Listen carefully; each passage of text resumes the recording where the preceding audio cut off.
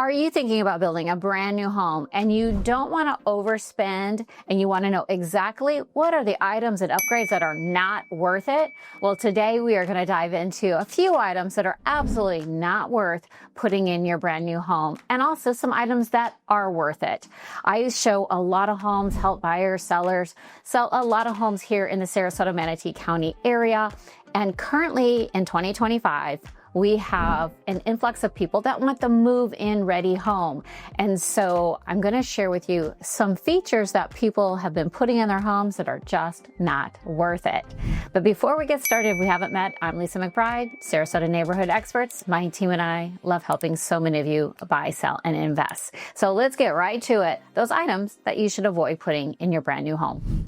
So first, we all know that design trends come and go, and we are seeing a huge shift in design trends here in the last 12 months. And we're definitely going away from that light, airy, very neutral, cool tones. And so the number one trend that I would say to avoid right now are going to be the grays. Gray cabinets, gray flooring, gray walls, all the gray is really out of date currently. Specifically, the very light and beachy grays are out. So if you still love gray tones, make it a little warmer. Grays that are very good contrast with browns, taupe, earth tones could still work in your home. But what we're seeing is a huge trend to browns, tans, very warm, earthy tones are becoming much, much more popular. Many of the builders have gone to a lot of brown cabinets in contrast to white and gold finishes. So those silver finishes, they're kind of out of style now too. We're seeing so much brass, gold, black accents throughout our kitchens. Now, one kitchen trend that will always be on point though is white cabinets. And you might say, well, Lisa, that's not a warm color and that's been around forever. It is. In the design world, there's three things that I'm going to talk about today that are always on trend, and white cabinets are very trendy always. And there's a few reasons why. You can easily add color in backsplash and paint colors and accessories in the kitchen to add some color and warmth, some greenery. So white is just very easy to complement and will go with everything. So stay away from the grays, go to the whites, or if you want the latest trending colors, definitely go for the earth tones. Now, the next item in the kitchen that I'm going to say do not spend a lot of money upgrading on is your backsplash. First of all, there's a lot of beautiful backsplashes, and when you go into homes, you can see them that are laced with gold or speckles of silver or just little diamond speckles and all kinds of sizes and shapes. However, don't spend a lot of money on your backsplash. First of all, if you don't see something that you just love at a reasonable cost, backsplash can be added after the fact. So don't feel like you have to add it. It's a very easy upgrade to a home. There's a lot of people that can add backsplash to your home. So don't get caught up in that. However, if you do want a backsplash, the second trend that's always on point, never gets outdated, and that's subway tile. And I know some of you are going to say, I hate subway tile.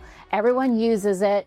Well, everyone uses it because it never goes out of style. Now, we're not talking about the small tiles here anymore. There's so many sizes of subway tile, and there's multiple textures and finishes on subway tile. So I would definitely say avoid trendy backsplash and go with subway tile. It's going to save you a lot of money. And down the road, when it comes to resale, no one ever complains about it because it's so neutral and timeless. So it's definitely the number two item that is always on trend is subway tile. Now, speaking of backsplash, one thing that I do recommend for higher end homes is to match your backsplash with your countertop. So if you're putting quartzite on your countertops, it's very seamless to put that on your backsplash, and it gives such a beautiful continuity to your kitchens and adds a little dimension. So although that is going to be pricier, I definitely think it is worth it in the long run. Let's move on to your primary bathroom. So is it worth it to spend a few extra $1,000s for that beautiful soaker tub? Well, in my opinion, it is absolutely not worth it unless you're someone that regularly is taking a bath every night. First of all, it is costly to put these soaker tubs into the primary bathroom. And even in multi-million-dollar homes now, we're not seeing any tub and primary bathrooms many times because people don't use them and they take up space, or they're oddly located in the middle of the bathroom, and it just seems like you're just sitting out there in full display, and a lot of people don't like them or use them enough. So it's not really worth it. On the same token, I'm gonna say that the really expansive showers that are like 10 feet long, takes up the whole wall, and has all the rain shower heads, again, it's an expense that my clients are not asking for. They're not looking for it. If it's there, they might say it's nice, they might like it, but when it comes to resale, this is not adding thousands of dollars of value to your home. So unless you really want it, it's really not worth the expense.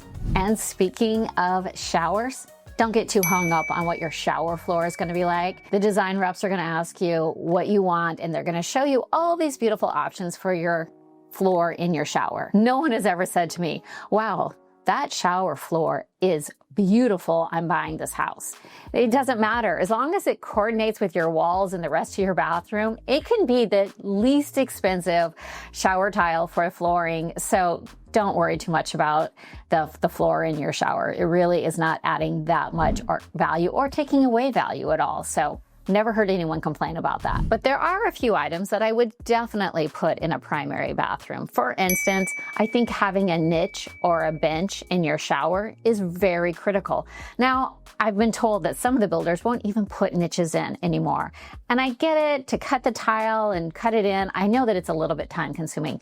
However, where do you put your shampoo if you don't have a niche or a bench? I think it's so important.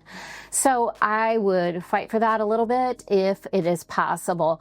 Also, many times it's horizontal or vertical. Definitely go with a horizontal niche so you can store as much stuff, soap, shampoos, conditioners, anything you want in your bathroom shower. So I think that's really important to add. But one thing in the primary bedroom that I do recommend, now this is not going to be something that your builder is going to give you the option to do, but I want to tell you to put in your budget when you're moving to definitely add custom closets to your primary bedroom.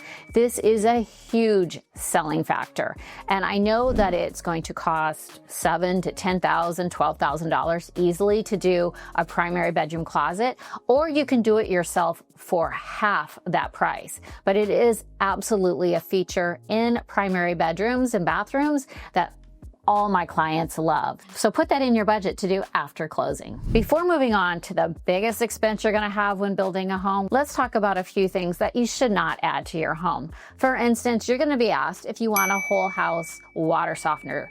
Most of the time, again, I think this is an expense you could add later if you want. It's not necessary to do during the build process. Again, I very rarely, if ever, have a buyer requesting this from me. So I say don't spend the money unless it's really important to you. The same can be said for security and smart homes. We can all make our homes smart homes today. And if the builder does it, they're going to charge you probably a little bit more than what you could do it after the sale of the home. So unless, again, you're getting a great deal and it's part of the upgrades, I would say do that later if it's important to you. Okay, let's talk about flooring, because flooring is the biggest decision you're going to make in any home that you build or buy. Now, I was saying that white cabinet and subway tile backsplash are two things that never go out of style. Well, the third item that rarely goes out of style, or I've never seen go out of style, is hardwood floors. Unfortunately, here in Florida, we're not going to see hardwood floors. There's just way too much humidity. They would warp. It does not work in Florida. So what is common is tile floors.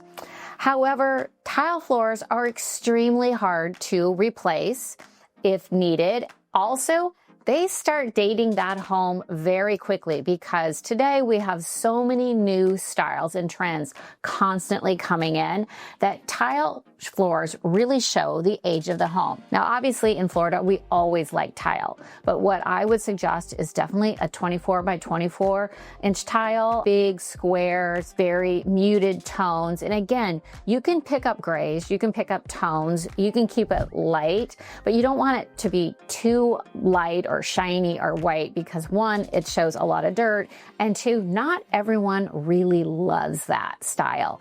So I'm definitely going to say go with the larger tiles. However, what is really trending right now are tiles that do look like hardwood floors. They have a little texture, they look like hardwood, they might be 24 by 6 or 24 by 12 in length and diameter, and those are very popular and come in many color variations. But my favorite right now is luxury vinyl flooring. We are seeing an influx of availability with luxury vinyl flooring, and I think it is the best trend out there. First of all, there are many different color variations, texture, sizes, anything you're looking for, you can find in luxury vinyl. And it really does look like real wood or whatever you're looking for. They've created that. And the reason I like luxury vinyl is it's easier to replace than tile. Maybe it's not quite as durable in the long run, but honestly, with styles coming and going, you may be really tired of that tile floor in 12 years. And to replace a tile floor is a lot of work compared to luxury vinyl. Now, quick note, most of the time builders are putting carpet in all the bedrooms.